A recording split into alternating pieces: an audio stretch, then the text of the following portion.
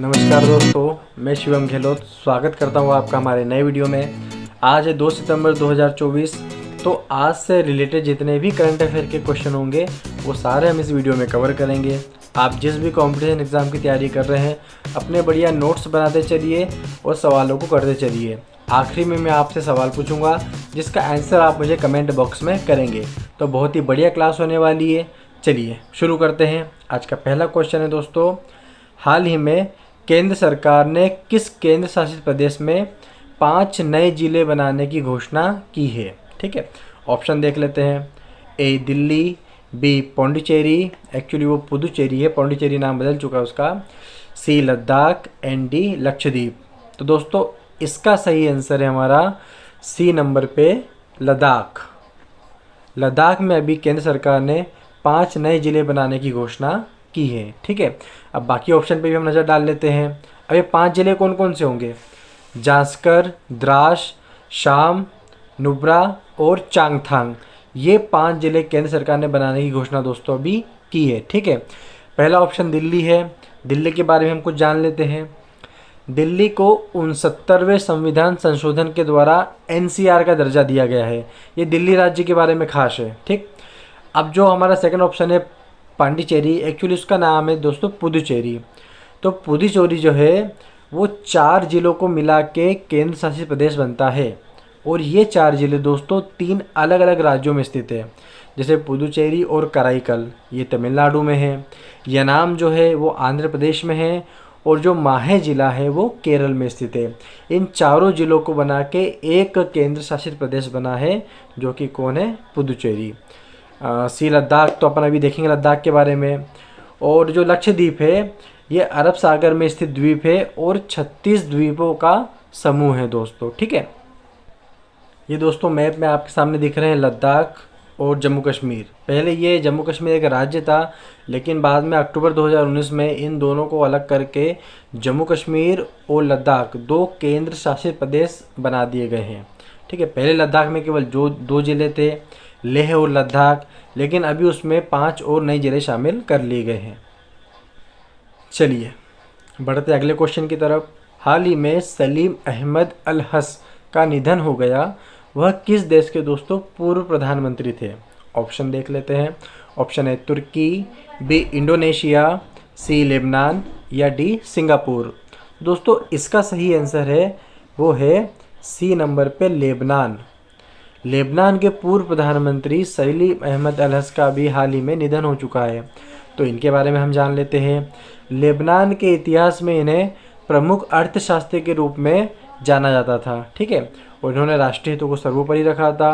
और सबसे ज़रूरी बात यह है कि ये लेबनान के 5 बार के प्रधानमंत्री रह चुके हैं, इसलिए भी क्वेश्चन बहुत ज़रूरी हो जाता है, जिनका भी हाल ही में दोस्तों निधन हो गया है सलीम अहमद अल हस का।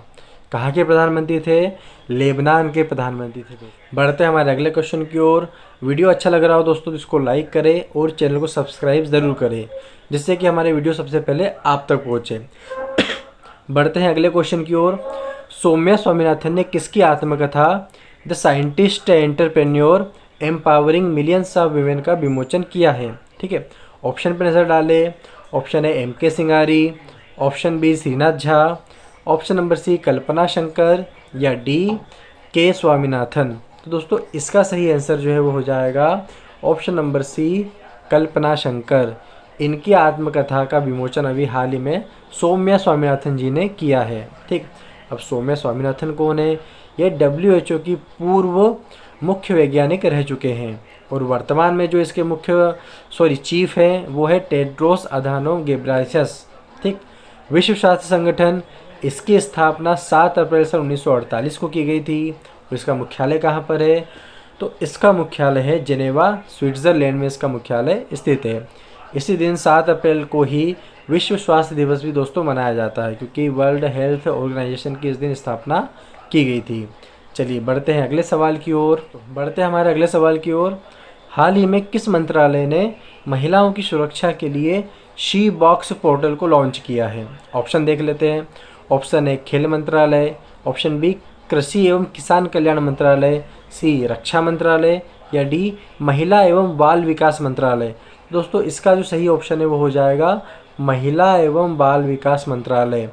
इस मंत्रालय के द्वारा शी पोर्टल को लॉन्च किया गया है। महिलाओं की सुरक्षा के लिए एक बहुत ही सराहनीय कदम है। ठीक है, बाकी ऑप्शन देखिए तो खेल मंत्रालय, वर्तमान खेल मंत्री जो है वो मनसुख मंडाविया जी हैं। ठीक, कृषि एवं किसान कल्याण मंत्री हमारे मध्य प्रदेश के पूर्व मुख्यमंत्री रह चुके हैं श्री शिवराज सिंह जी चौहान। रक्षा मंत्री श्री राजनाथ सिंह जी, एवं वर्तमान में जो महिला एवं बाल विकास मंत्री है दोस्तों वो है श्रीमती अन्नपूर्णा देवी। ठीक, अब कुछ बातें हम जान लेते हैं शी बॉक्स पोर्टल के बारे में। शी बॉक्स पोर्टल को लॉन्च करने का मुख्य उद्देश्य यही था, जिस तरह अभी महिलाओं के साथ उत्पीड़न के व्यवहार हो रहे हैं, वो असुरक्षा का भाव महसूस कर रहे हैं जहाँ भी अपने कार्यक्षेत्र में, कार्यस्थल पर, तो उसी के लिए इसको लॉन्च किया गया है। अपने कार्यस्थल पर महिलाओं की सुरक्षा एवं उनकी निजता को बरकरार रखने के लिए शी बॉक्स पोर्टल को लॉन्च किया गया है। ठीक है, शी बॉक्स पोर्टल के माध्यम से महिलाओं के यौन उत्पीड़न अधिनियम 2013 को सुरक्षित रखा गया है। तो ये सारी बातें थी। देखते हैं हमारा अगला क्वेश्चन। हाल ही में किस राज्य में 3 दिवसीय नागी पक्षी महोत्सव शुरू किया गया है? पहला ऑप्शन है राजस्थान, बी बिहार, सी मध्य प्रदेश या डी उत्तर प्रदेश। देखिए दोस्तों, जब भी मैं क्वेश्चन बोलता हूँ तो साथ में आपको भी उसके आंसर के बारे में सोचना है या उसे टिक करके रखना है। ठीक है, फिर हम मिलाएंगे कि क्वेश्चन सही था या नहीं आपका। तो चारों ऑप्शन हमने देखे। तो दोस्तों, नागी पक्षी महोत्सव जो है ये अभी बिहार में शुरू किया गया है। तो इसका सही ऑप्शन जो हो जाएगा वो हो जाएगा दोस्तों हमारा बिहार। बिहार इसका सही आंसर है। ठीक है, अब बाकी ऑप्शन के बारे में हम जाने तो राजस्थान, क्षेत्रफल की दृष्टि से देश का सबसे बड़ा राज्य है दोस्तों राजस्थान। ठीक, फिर मध्य प्रदेश की बात करें ऑप्शन नंबर सी की, तो मध्य प्रदेश में सबसे बड़ा वन क्षेत्र है, जंगल वन के मामले में सबसे बड़ा राज्य है मध्य प्रदेश। ठीक, उत्तर प्रदेश, तो लोकसभा सीट के मामले में सबसे ज़्यादा सीटें जो है वो उत्तर प्रदेश राज्य में है। यहाँ पे लोकसभा की 80 सीटें मौजूद हैं। ठीक है, और उत्तर प्रदेश के मिर्ज़ापुर से ही 82.5 डिग्री जो देशांतर रेखा है वो गुजरती है यहाँ से, उत्तर प्रदेश के मिर्ज़ापुर। अब यहाँ पे इसकी सीमाओं की बात करें तो ये बिहार राज्य जो है वो उत्तर प्रदेश को टच कर रहा है। ठीक है, नीचे झारखंड को टच कर रहा है और इस तरफ वो पश्चिम बंगाल राज्य को भी इसकी सीमा टच होती है। चलिए दोस्तों, बिहार हमारा सही ऑप्शन था। तो बिहार के बारे में जान लेते हैं। यहाँ की राजधानी क्या है? पटना है, सभी जानते हैं। यहाँ पर लोकसभा की 40 सीटें हैं, राज्यसभा की 16, विधानसभा की 243 और विधान परिषद की 75 सीटें हैं। हाँ जी दोस्तों, सही सुना आपने। जो बिहार का विधानमंडल है वो द्विसदनात्मक है। जैसे हमारे देश में 2 सदन है, उच्च सदन है और निम्न सदन है। उच्च सदन कौन है? तो राज्यसभा है। निम्न सदन कौन है? तो लोकसभा है। ठीक है, द्विसदनात्मक व्यवस्था है हमारे देश में भी और बिहार में भी। तो बिहार में विधानमंडल में विधानसभा भी है और विधान परिषद भी है। विधानसभा की दोस्तों 243 सीटें हैं और विधान परिषद की 75 सीटें हैं। ठीक है, बिहार में ही क्या है? बोध गया है, जहाँ पीपल वृक्ष के नीचे गौतम बुद्ध जी को ज्ञान की प्राप्ति हुई थी, और बोधि वृक्ष व स्थान उर्वेला कहलाता है। ठीक है, मगध जो है वो बिहार का प्राचीन नाम है, जिसकी स्थापना किसने की थी? बृहदत्त ने की थी। करंट अफेयर, स्टेट की GK, general awareness, general studies, question आएगा, बता के नहीं आएगा वो कहाँ से आ रहा है। हमको हमारा सिलेबस, हमारा टॉपिक पूरा क्लियर रखना पड़ेगा, पास्ट से लेके प्रेजेंट और आगे तक भी उसमें क्या होने वाला है। भैया पेन कापी उठा लो और पढ़ाई करना चालू कर दो। तुमने बहुत आलसी कर दी है, इतने मौके गंवा दिए, अब मौका नहीं गंवाना है। अब जो एग्ज़ाम्स आने वाली है, ऐसी एग्ज़ाम दोबारा कब आएगी हम नहीं कह सकते, कब फॉर्म निकलेंगे हम नहीं कह सकते। यही मौका आपके लिए आखिरी है और इसी में आपको पूरा अपना जी जान लगा देना है। बढ़िया तैयारी कीजिए और अपना सिलेबस पूरा कीजिए और एग्ज़ाम दीजिए अच्छे मन से। हम अपना अगला क्वेश्चन देख लेते हैं। हाल ही में इंडस एक्स भारत और किस देश के मध्य आयोजित किया जाता है? ठीक है, ऑप्शन है अमेरिका, बी रूस, सी जापान या डी चीन। दोस्तों इसका सही आंसर हो जाएगा option number A America. America और भारत के बीच में इंडस एक्स आयोजित किया जाता है। ठीक, अमेरिका के बारे में जान लेते हैं। यहाँ की जो राजधानी है वाशिंगटन डीसी है। पहले राष्ट्रपति अमेरिका के जॉर्ज वाशिंगटन है और जो वर्तमान राष्ट्रपति है दोस्तों वो कौन है? Joe Biden.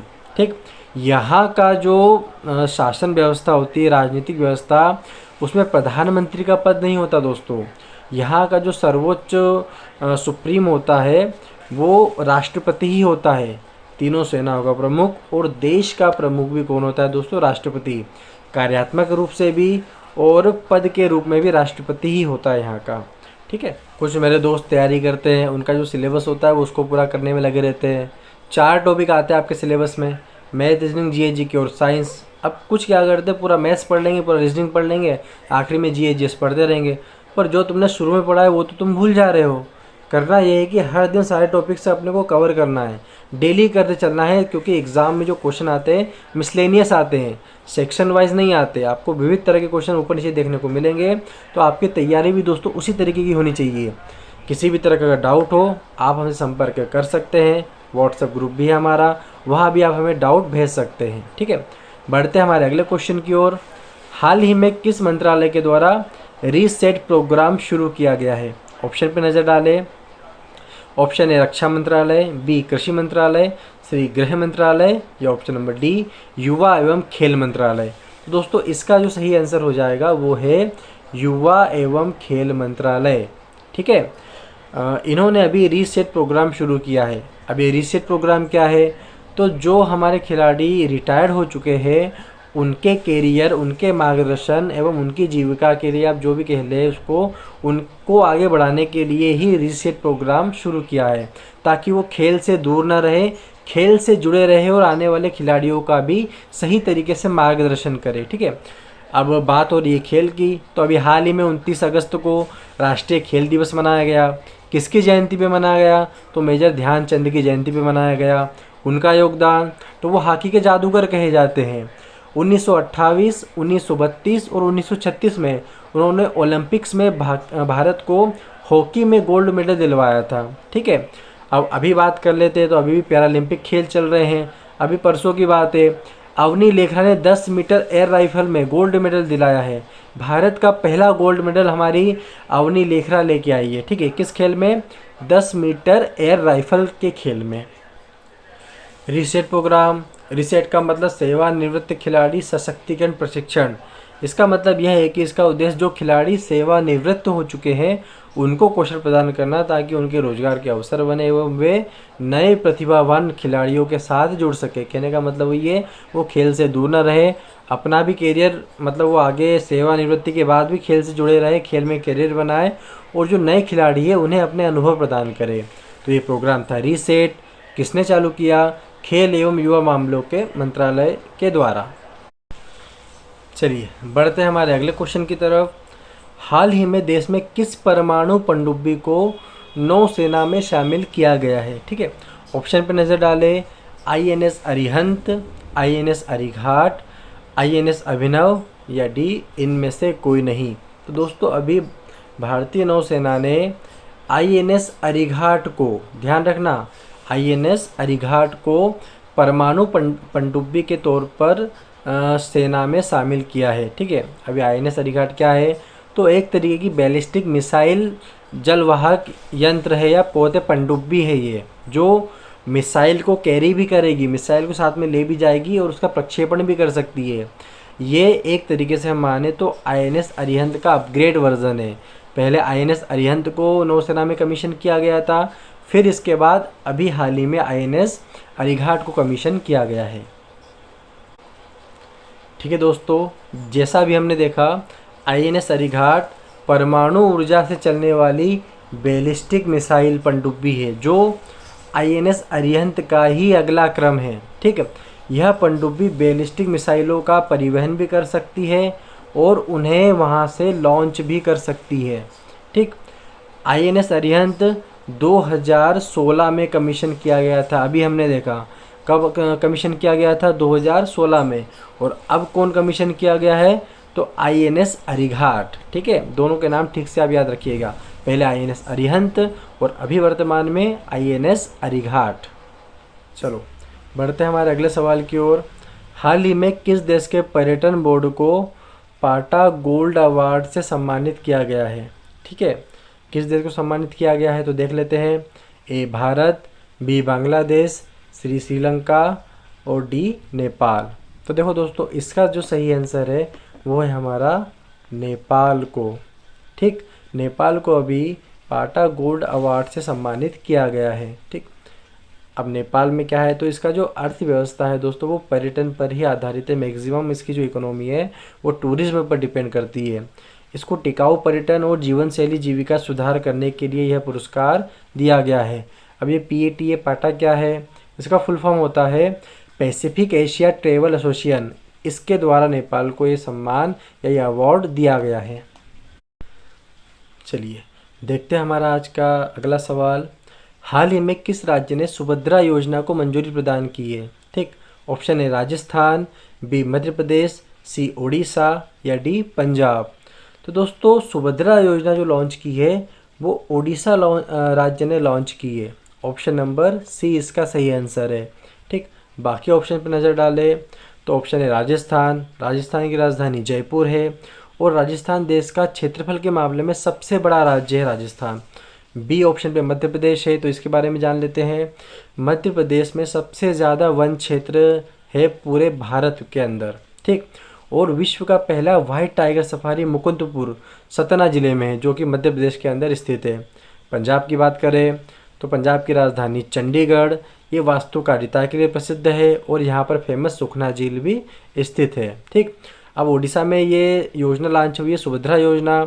इसका क्या उद्देश्य है, तो महिलाओं को आर्थिक रूप से सशक्त बनाने के लिए ओडिशा सरकार ने इस योजना को लॉन्च किया हुआ है। देख सकते हैं आप मेरे सामने मैप में उड़ीसा को। उड़ीसा की स्थापना दोस्तों 1 अप्रैल 1936 को की गई थी, इसलिए 1 अप्रैल को हर साल उत्कल दिवस के रूप में इसे मनाया जाता है। उड़ीसा का जो विधानमंडल है वो भी एक सदनात्मक है। इसका मतलब यहाँ पर केवल विधानसभा की सीटें हैं, विधान परिषद दोस्तों यहाँ पर अवेलेबल नहीं है। लोकसभा की 21 सीटें हैं, राज्यसभा की 10 सीटें हैं और विधानसभा की 147 सीटें यहाँ पर अवेलेबल है। आई होप आपको आज का सेशन पसंद आया होगा। अगर वीडियो अच्छा लगे तो लाइक करें और चैनल को सब्सक्राइब ज़रूर करें। मिलते हैं दोस्तों कल यानी कि 3 सितंबर 2024 को एक नई वीडियो के साथ। तब तक के लिए जय हिंद।